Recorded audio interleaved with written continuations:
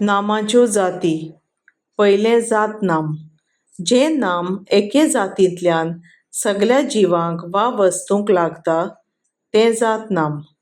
देखीक मेज, दोंगर, पुस्तक, भुरगें, झाड, सुणें, फुलां, भाव, भयण, माजर आदी. थोडीं वाक्यां जात नामाचीं. झाडां आमची गिरेस्तकाय. आमचो सुणो घराची राखण करता. ताणें मेजा वयलो दिवो पेटयलो. भुरगें न्हिदलां. काल हांगा बरोच पावस पडला. हीं जात नामाचीं थोडीं वाक्यां. आतां खास नाम. जीव, जिनस वा सुवात वेगळेपणान वळखूंक जें नांव दवरतात तें विशेश नाम वा खास नाम.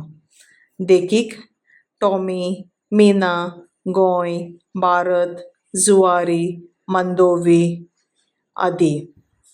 थोडीं वाक्यां. कुशावती हो गोंयांतलो नवो जिल्लो. साल हें एके न्हंयेचें नांव. आमचो कीर टॉमी उलयता. गोंय आमचें माणकुलें. भारत आमचो देस. थँक्यू.